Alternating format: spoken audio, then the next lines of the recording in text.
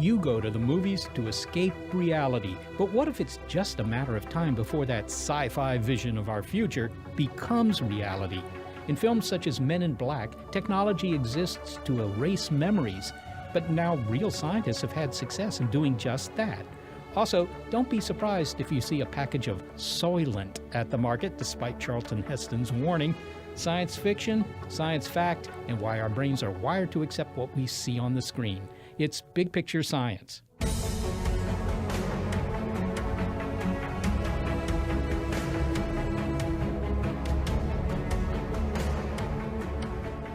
"2,000 years ago, the Greeks didn't have science fiction. I mean, there was Homer, so there was fiction. Sing, O Muse, of the rage of Achilles, son of Peleus, that brought countless ills upon the Achaeans, many a brave But the soul Greeks did didn't send have science fiction because things didn't change very quickly. And science fiction often portrays a future that differs wildly from the present, and so the genre wouldn't have made sense when the future wasn't going to be much different from the present. Your life would be like your grandmother's life. So, sales of sci-fi books in ancient Athens, or for that matter, ancient Rome, were, shall we say, modest. Let's see, 201, An Appian Odyssey, read that. When Pulleys Collide, and that. Men in Black, togas. Invasionist of the Corpus Snatcherus. Oh, hang it, just give me Cicero's latest Senate speech. But the Industrial Revolution changed all that by introducing rapid technological progress. A new literary form called science fiction arose. Your grandkids might have a life that would be very different from your own. Hey, Doc, we better back up. We don't have enough road to get up to 88. Roads? Where we're going, we don't need roads. And science fiction is a guide for imagining how the choices we're making today might play out and shape the future. But most science fiction is not prognostication, as anyone who yearns for a flying car can tell you. But sometimes sci-fi film eerily seems to get it right. I'm Molly Bentley. I'm Seth Shostak, and this is Big Picture Science, produced at the SETI Institute, where scientists study the nature and origin of life. On Big Picture Science, we step back to get a wide-angle view on science and technology, from where they've been to where they're going. And what if what separates science fiction from science fact is just one word? Yet. It hasn't happened yet, because there are cases in which new technology seems to have jumped right off the screen. The precursors of cell phones famously appeared in Star Trek. In the movie Eternal Sunshine of the Spotless Mind, memories can be erased, and now scientists have reported success in doing just that. Discover the relationship between science fiction and reality, and, later in the show, why our brains are wired to believe what we see on the screen.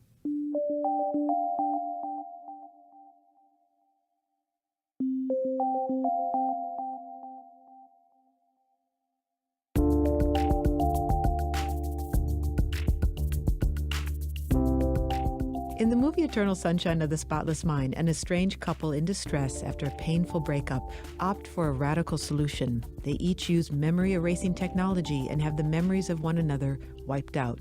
Whether or not they're better off when they do this is for the audience to decide. In the lighter film, Men in Black, undercover agents erase memories not with a delicate inpatient procedure, but with the blast of a neuralizer that they point at whoever has witnessed just a little too much aliens on Earth action. Manipulating memory is a popular theme in science fiction. The consequences also play out in Total Recall, The Manchurian Candidate, and the noirish Dark City. And did I mention Total Recall? And now they may be playing out in real life. In the last couple of years, neuroscientists have been able to erase selective memories in mice. And now a team at MIT has succeeded in doing the opposite, planting artificial memories in the animals. Is the technology of Eternal Sunshine of the Spotless Mind leaping off the screen? Well, one of the scientists, Steve Ramirez, admits that a painful romantic breakup did encourage his research. But the technique can't be applied to humans yet. Steve, we've seen it in movies, whether it's hypnotism or maybe the neuralizer from Men in Black, the ability to manipulate our memories. Now, you've done that in the lab, but first I've got to ask you, does it even make sense to talk about a memory in the brain? I mean, is there one spot in my brain where the memory of, my first day of college resides? Is it localized like that? So I think it makes perfect sense, because even though it doesn't feel like memory is something that you can pinpoint and touch in the brain, it is as physical as anything else. So it is realized in the brain. It's not located in any one spot in the brain. We think that the brain coordinates activity from areas left and right, up and down, high and low, to give the rich representation of a memory, to give it life, basically. We think it recruits many corners of the brain and isn't localized to just one particular area. I've heard it said that the brain is kind of holographic, which is to say, just as you've noted, that memory might be spread all over the brain. So I couldn't go in with a knife, as it were, and remove a particular memory from my brain. So you couldn't remove a particular memory in one spot of the brain, but you could actually start getting rid of components of the memory. So there are different brain areas, for example, that process parts of a memory very differently.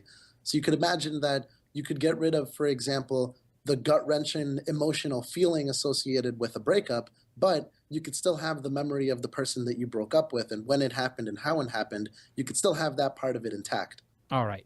Now, you and your colleagues there at MIT have identified some memories in a mouse's brain and then devised a way to turn them on or off. What kind of mouse memories were they, and how did you know the mouse even had that memory?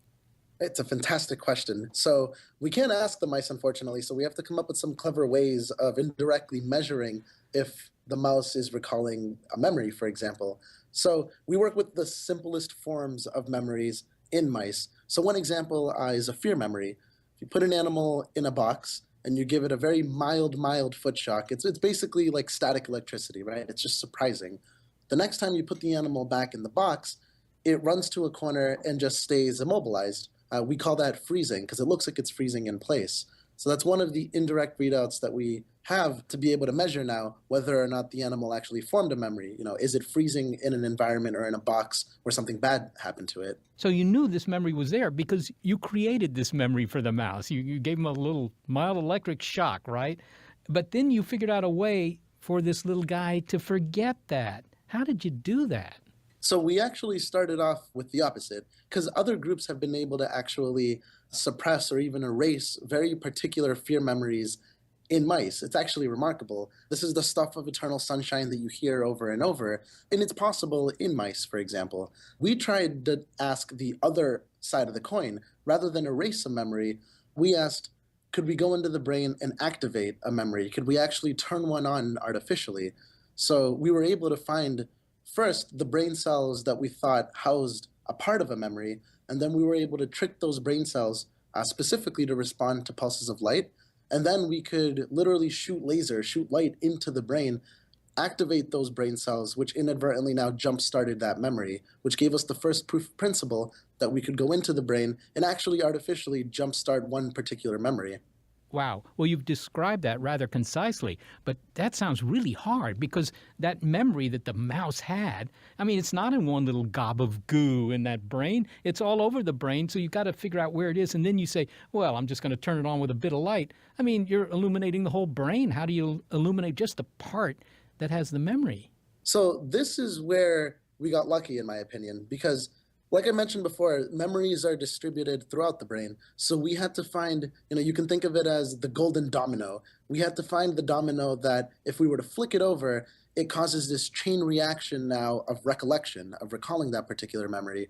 So we started off by looking in one of the most important processing centers in the brain for memory. And then we were able to this required a little bit of brain surgery, where we had to take these tiny optic fibers and then lower them gently to this area of the brain that we know is important for memory. And then we use that to shoot light into the brain. And then when we reactivate the brain cells in just that particular area, you can think of it as the domino falling over now and causing this chain reaction of all the other dominoes falling over, which is basically analogous to recalling this particular memory. And I guess in retrospect, it's not that surprising because when you think about it, you don't have to re-experience an entire memory in order for you to actually mentally live through it. You could be walking down the street and you get a tiny whiff of cookie, for example, from a bakery, and that tiny little cue of the smell of a cookie randomly triggers now the memory of your 23rd birthday, right, in the batch of cookies that your grandma made for you, and this rich representation is now brought back to life in your mind's eye, but it was just this tiny little cue in the form of a smell. So we think of that tiny little cue, rather than it being the smell in our case, it's just the flickers of light that are turning on these specific brain cells. So you found a switch to turn this memory on. presumably you could also turn memories off.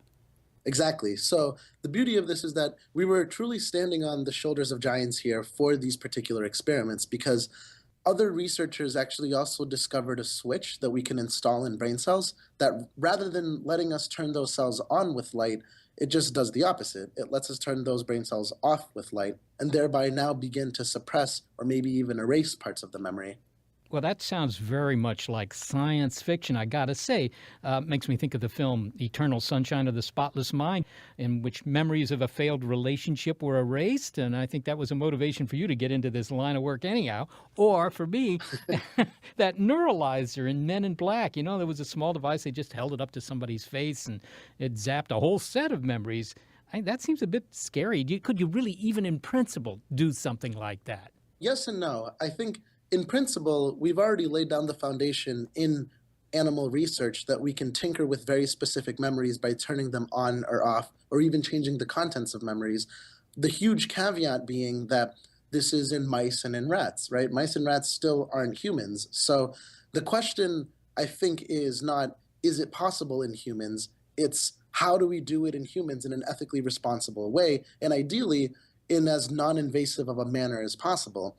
I think we're a few technological revolutions away from that happening in humans, but I'm also not one to ever put an artificial speed limit on scientific innovation, right? That's just a matter of creativity and technological prowess.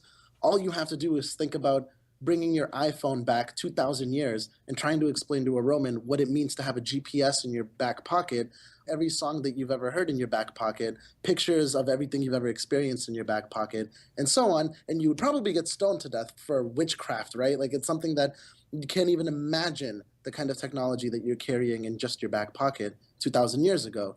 So ask, what about 2,000 years from now, right? In that case, we're the Romans. We're the ones that can't even imagine the stuff that we might be carrying around in our back pockets.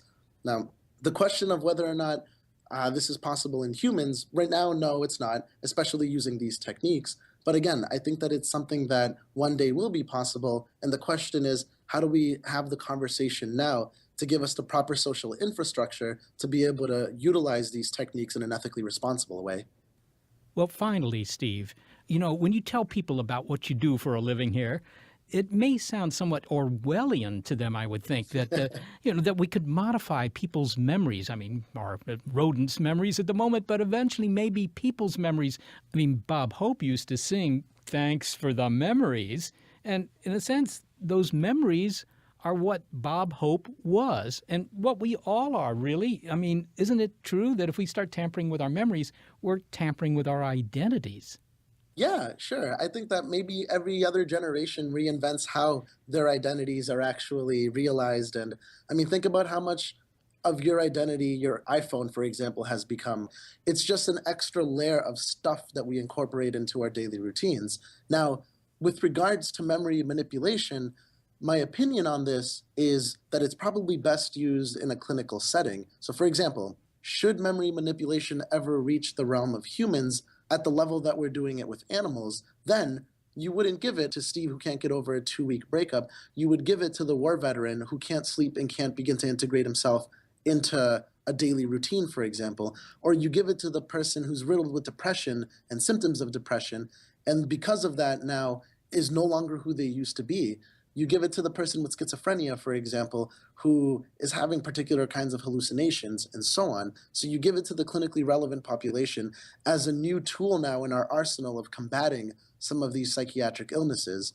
So I see these kinds of things being applied in humans for the sake of enabling our overall well-being. That is the only way I can think of right now that would use this kind of technology, not just in an ethically responsible way, but in a socially responsible way. Steve Ramirez, thanks so very much for, well, a memorable interview. Thank you. It was my pleasure to be here. Steve Ramirez is a neuroscientist at the Massachusetts Institute of Technology.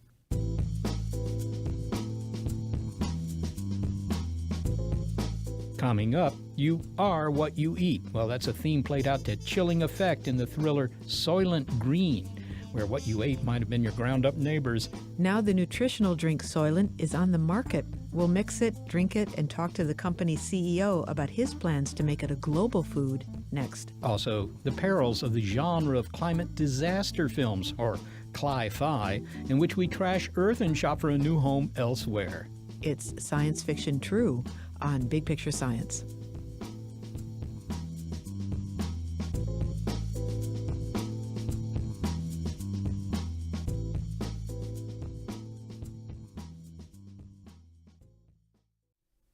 Support for Big Picture Science comes from Google. They believe that passion for science and creative problem solving is key to addressing the challenges of today and tomorrow. Young scientists and makers can get started at makingscience.withgoogle.com.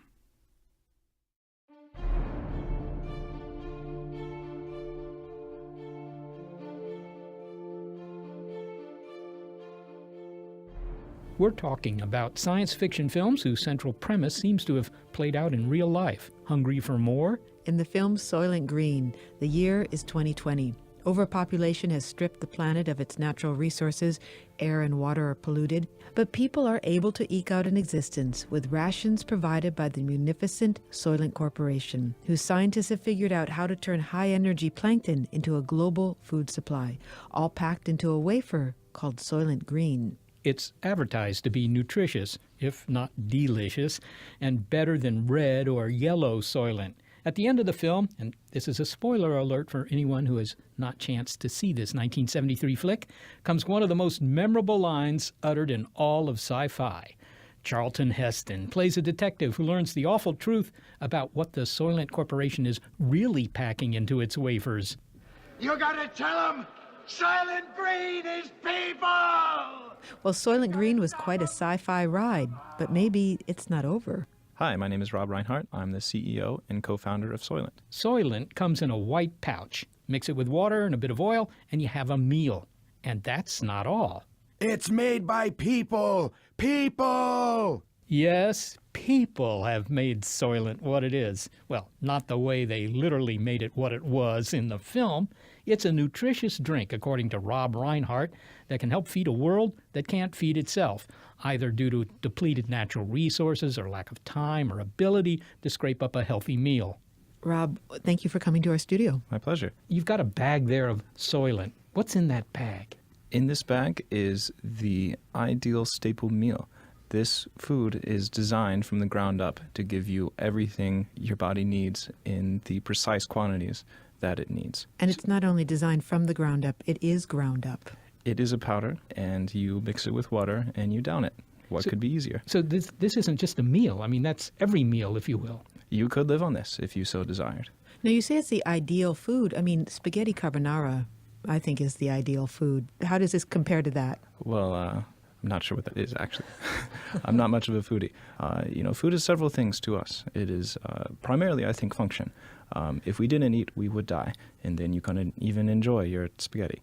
So first thing, I think the most important constraint of food is that it is accessible, and it is functional, and it is practical. And we should say we're going to try it here. So yes, hang on, everyone. Well, we'll give you our review, but the question I'd have is, what was it that motivated you to do this? If I go to my local supermarket, I see aisle after aisle after aisle after aisle of foodstuffs. Mm-hmm. So what was it that made you think there's one that's missing that's essential?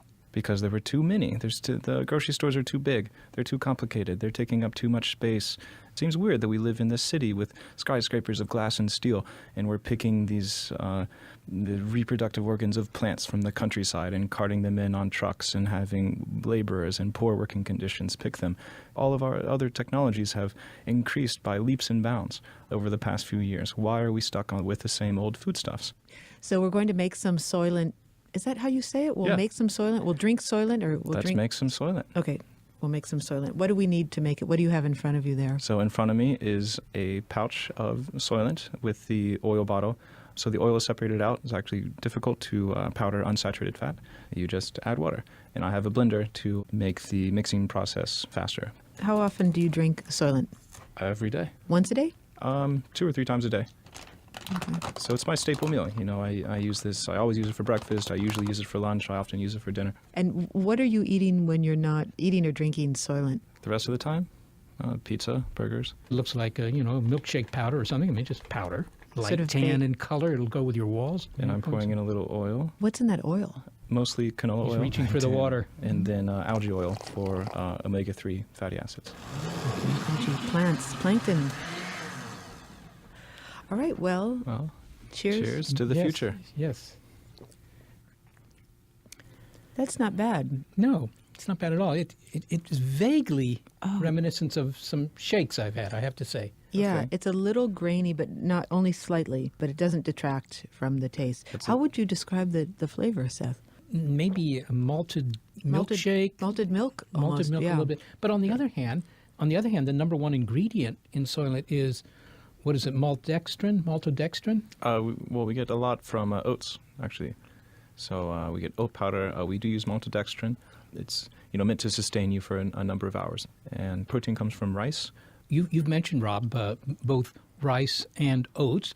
Of course, those are agricultural products. And so the question arises, what fraction of that 1 pound bag there before you put in the water, which is good for a day if you made 3 meals out of it, comes from, the existing, if you will, agricultural infrastructure, farming, ranching, that sort of thing, as opposed to what fraction is, if you will, manufactured? Good question. I would argue that farming is a form of manufacturing. So as with any manufacturing, we want to make it more efficient. We'd want to have fewer byproducts. We'd want to have higher energy conversion. So one thing we do is avoid animal products. Also think this is a good time to state there's no soy, despite the name Soylent. No ingredients come from soy. It is an allergen, so we can't use that. Rice is very hypoallergenic, but it does have to be grown largely via traditional processes. So by mass, a lot of the food does come from traditional agriculture, but in terms of ingredients, a lot of the vitamins, for example, are synthesized. It's much more efficient to just look at the chemical that you need and synthesize it in an industrial setting than, say, grow an entire carrot and then extract beta-carotene. That's very wasteful. It makes much more sense to just synthesize the beta-carotene directly, and chemically they're identical. So how do we do that is algae.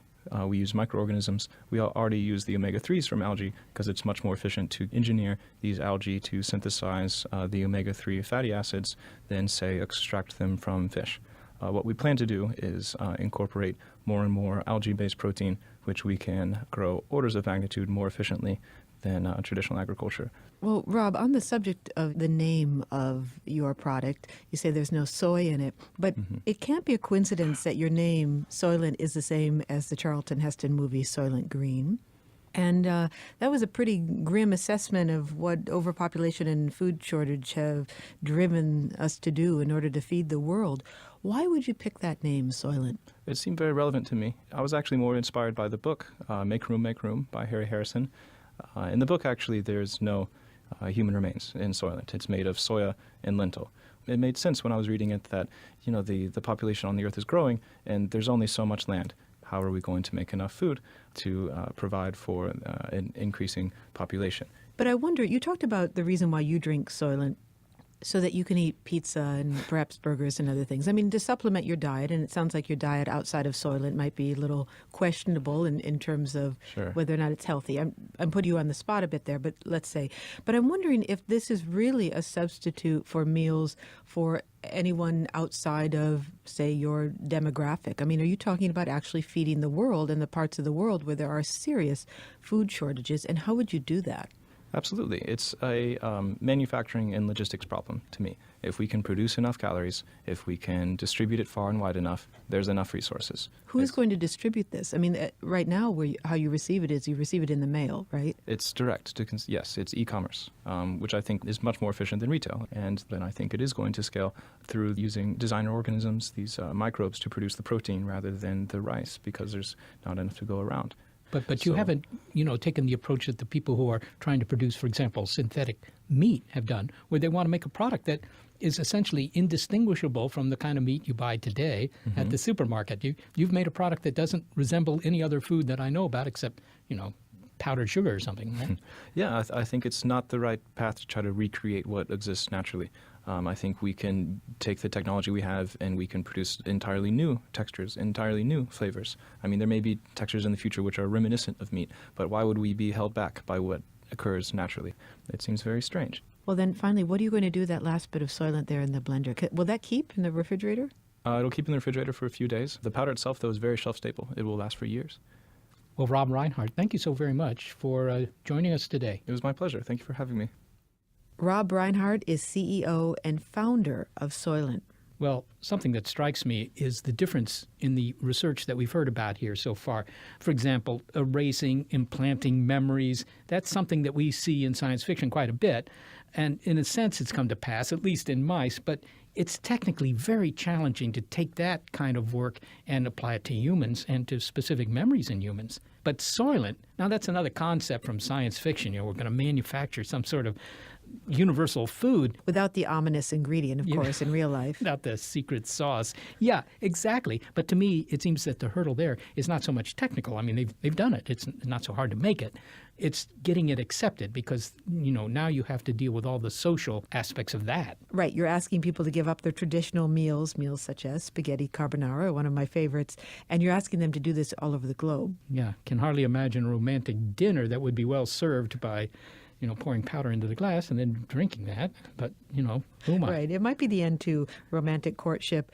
But in general, whether either of these ideas really pan out as they did in the science fiction film, we don't know yet.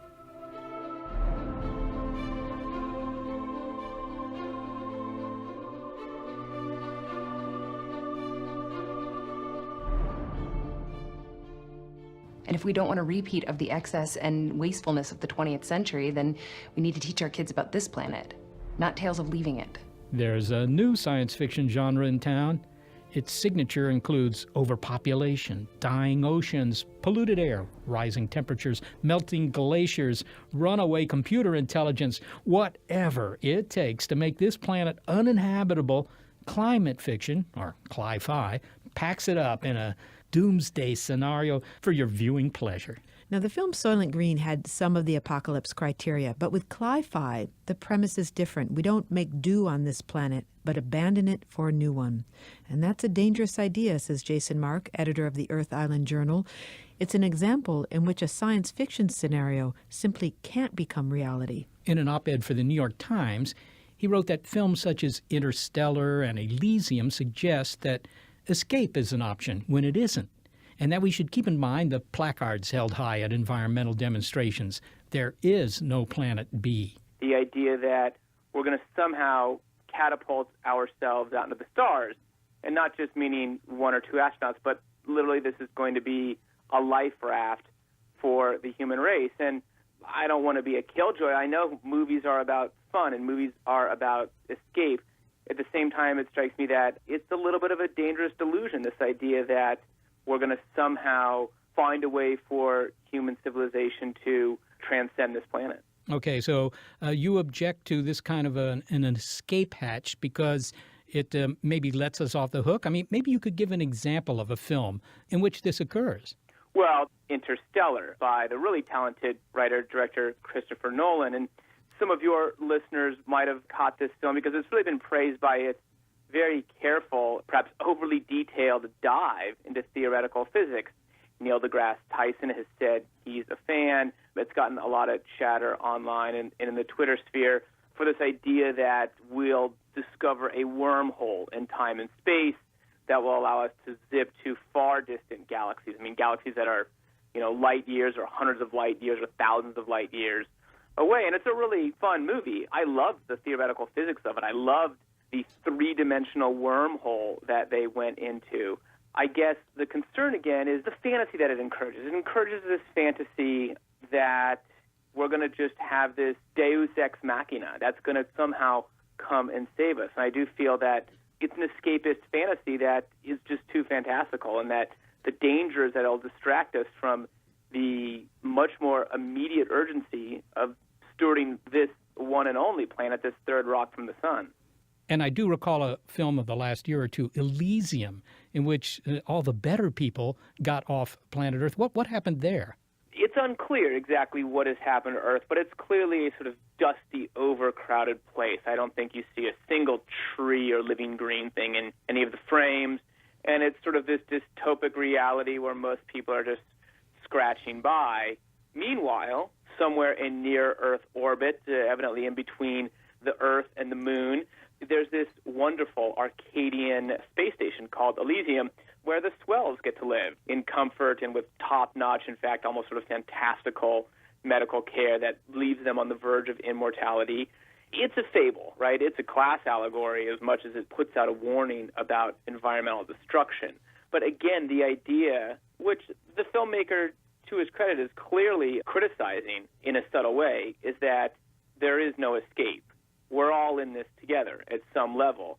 Certainly, I think as we see more environmental dislocations, the wealthy and affluent countries will have a better chance of sustaining and coping with the dislocations from global climate change and other environmental problems than, say, poorer nations will. But at some level, we all are in this together, and I think that's the point that Elysium makes to its credit. The thrust of your op-ed piece in the New York Times was that these films may also have a kind of a dangerous edge to them, at least some of them. Maybe you could explain that. Sure. I think that the dangerous edge is, again, encouraging, mostly among a pop culture audience, this fantasy that there is a plan B or a planet B to which any appreciable number of us are going to be able to retreat. You know, in the history of humanity, and sure, it's only been a scant 50, 60 years, barely more than 500 people have slipped out of our atmosphere into outer space. There's 7 billion and counting people on the planet now.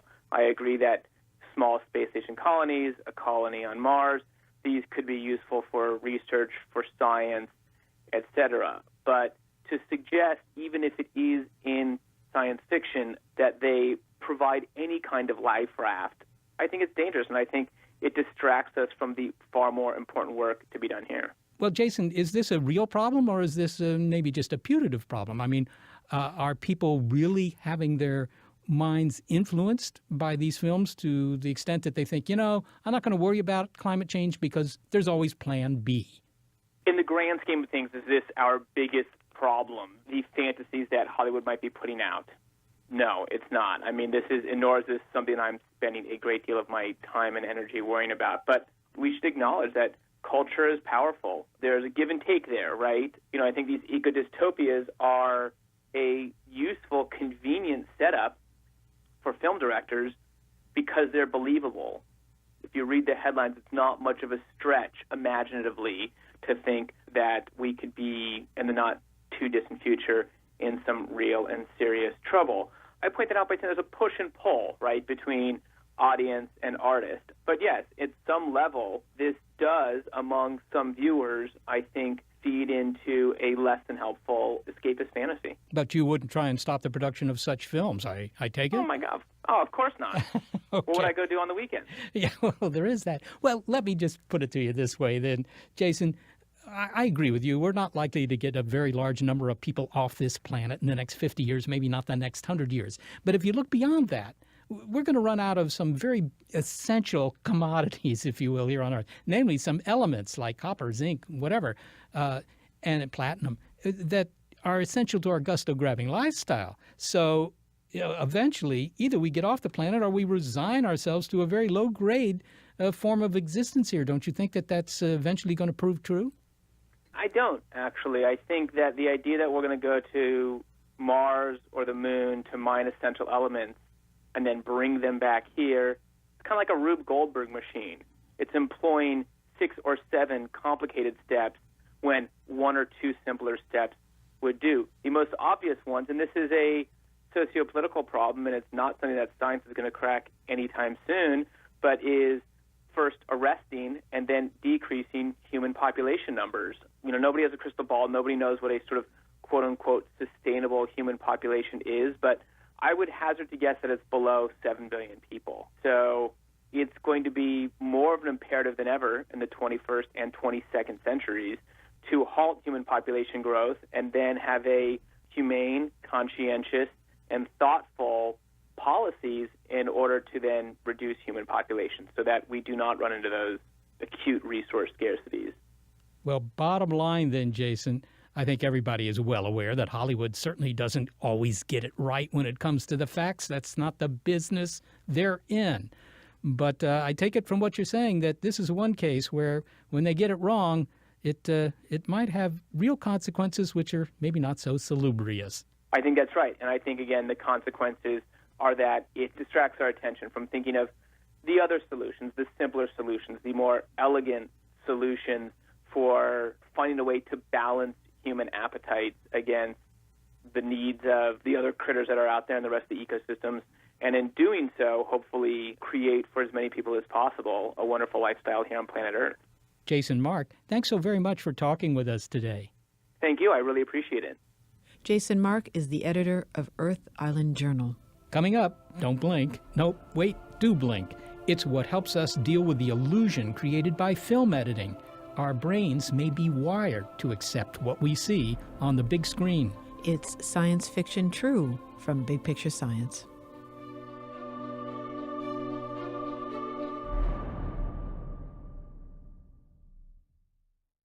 Big Picture Science is also supported in part by Podiversity. Podiversity offers easy access to ad-free podcasts on Android devices. Your subscription to Podiversity helps support the production of Big Picture Science and your other favorite podcasts.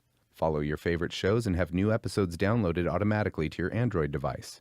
You can download Podiversity from the link at bigpicturescience.org or at podiversity.com.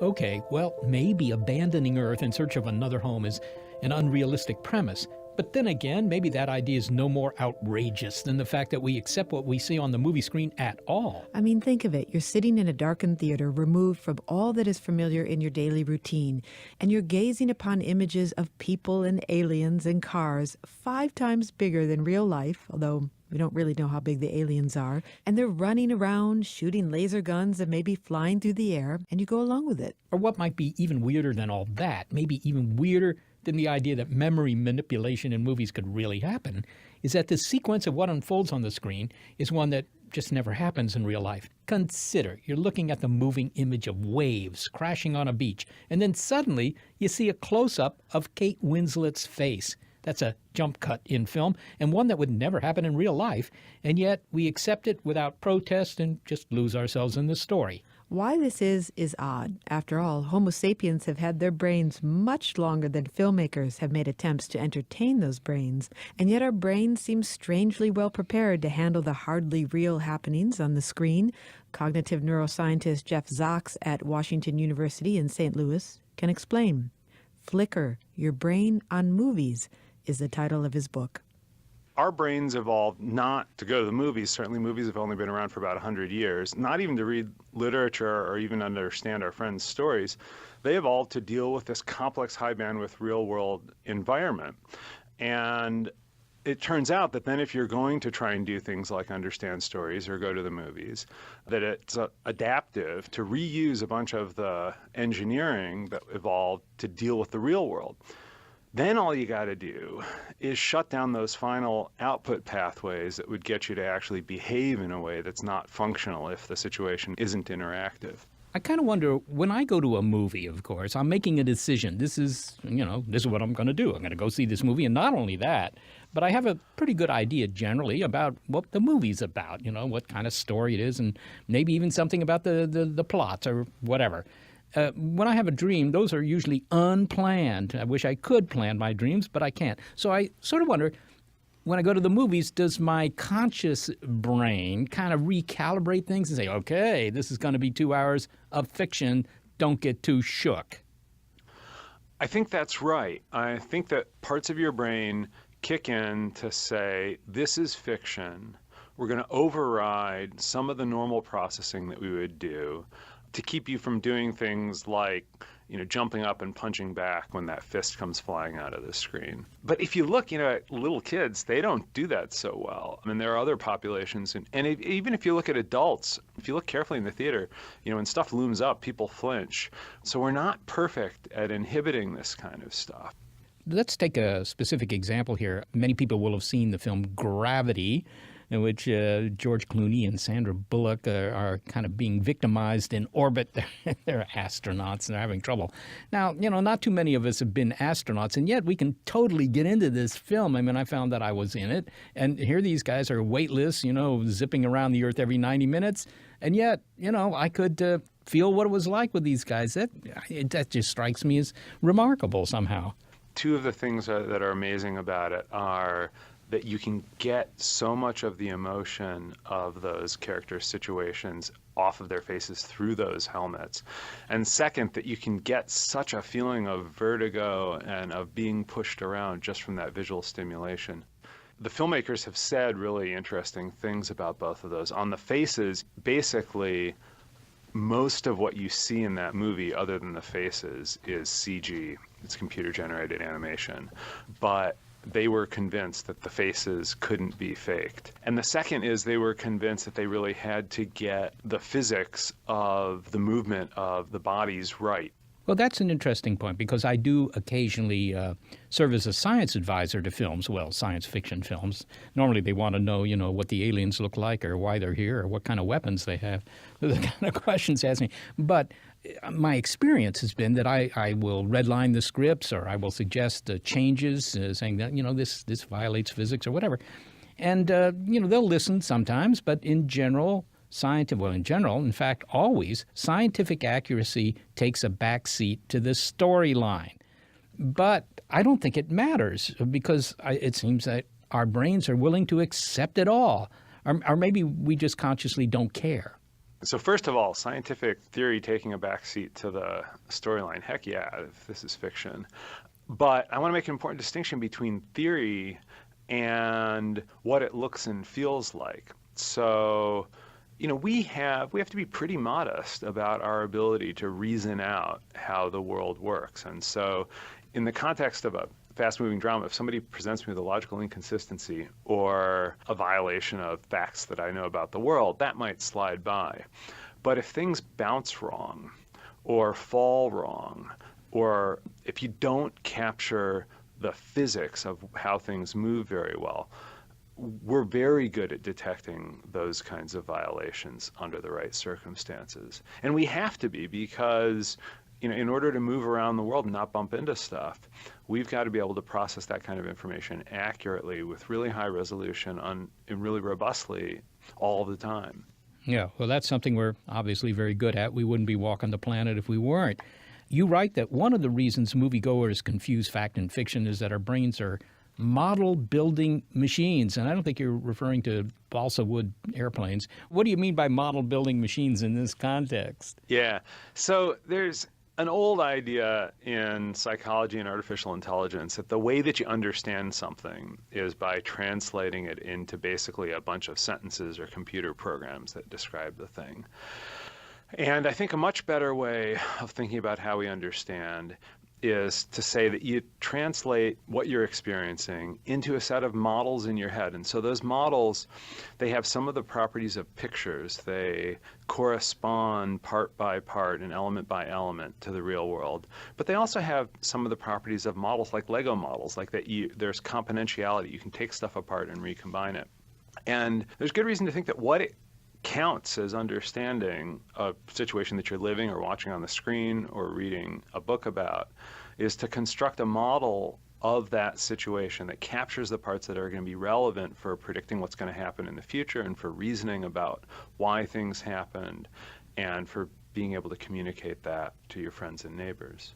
So you're taking this fictional story that's been deliberately constructed and is totally artificial in front of you, and you're building that into a real-world event, a real-world set of circumstances in your brain. Yeah, using the same hardware and software that you'd use if you were actually in there in real life.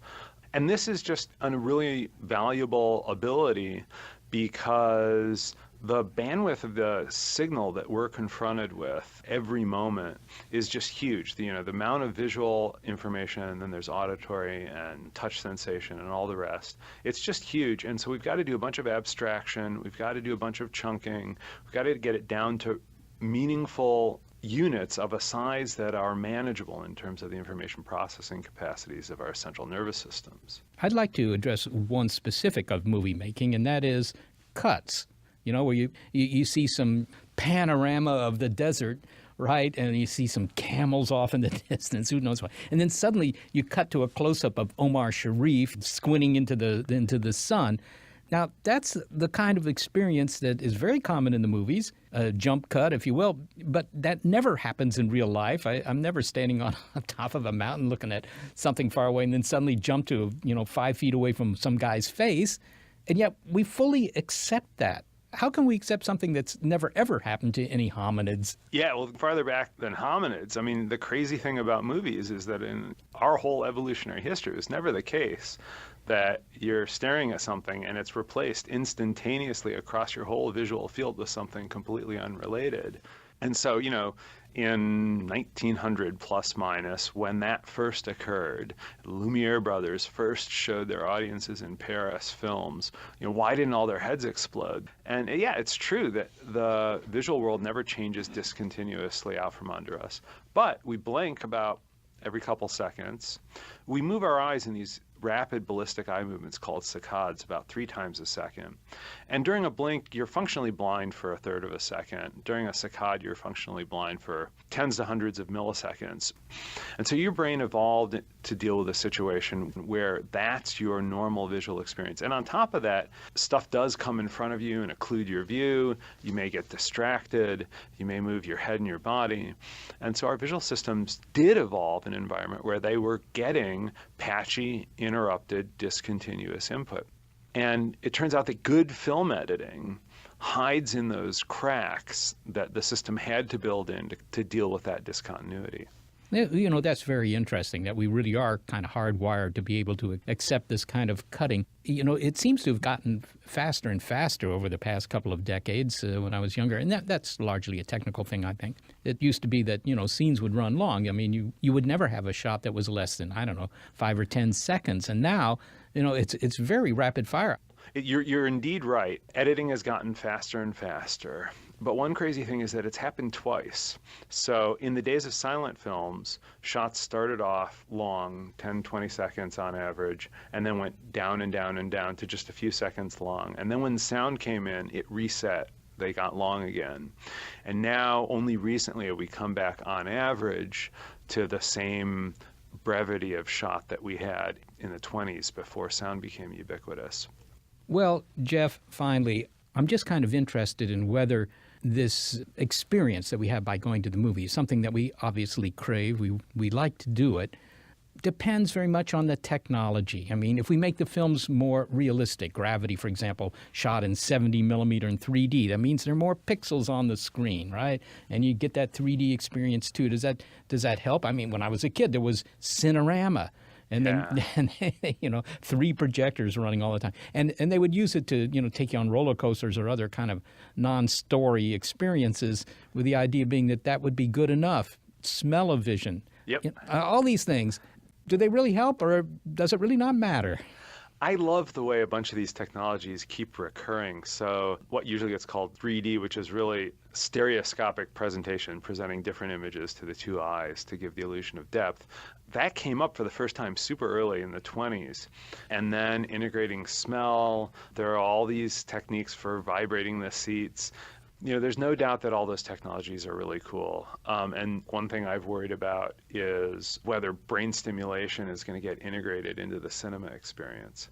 You suggest maybe we could bypass the screens altogether and just pipe movies into our brains and not have to pay $10 for a bag of popcorn? So one of the fun thought experiments that I've played with is if we can shake the seats and add value to the entertainment experience, if we can pipe smells in, well, what about, just jacking into the nervous system directly? This is a trope that comes up in a bunch of science fiction movies.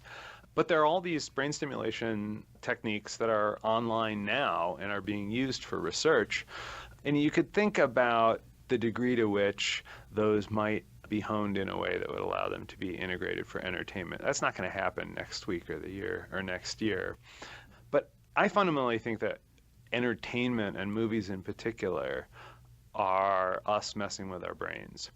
And there's no reason we're not going to be doing that directly as part of the entertainment experience down the road. Bad news for corn farmers. Jeff Zox, thanks so very much for speaking with us. Thank you. It's been a lot of fun. Jeff Zox is a cognitive neuroscientist at Washington University in St. Louis and author of Flicker, Your Brain on Movies. Well, that gives us some idea of why movies have such lasting power, at least they do for me. Yeah. They do influence how you think of the future in your own life. They do, and it's so amazing to me that we accept the techniques of filmmaking. I mean, I can understand that we accepted Greek plays. There are no jump cuts there. But movies we do accept, and the fact that we do suggests to me that maybe we also accept the content, no matter how far out it might be. We may take that as reality, or at least a possible reality for our own futures. Well, something else that is very real, that is the talent of our production team, Gary Niederhoff and Barbara Vance. Also, thanks to financial support from Rena Shulsky-David and Sammy David and the NASA Astrobiology Institute. Big Picture Science is produced at the SETI Institute, whose researchers investigate the nature and origin of life. And a big thanks also to our listeners. Your ears have been attuned to Science Fiction True. If you'd like to hear more Big Picture Science, you may want to peruse our online archive. You can find it at bigpicturescience.org. And if you're a podcast listener, but you prefer to substitute it for over-the-air radio because you've learned of radio in some cheesy sci-fi film, well, check out the listing on our website of radio stations that carry the program. And if your local station's not on that list, consider letting them know you like this show. Oh, and if you have a comment, a criticism, or a suggestion, well, we'll read them all and get back to you. Just email it to bigpicturescience@seti.org. This isn't real. What is real?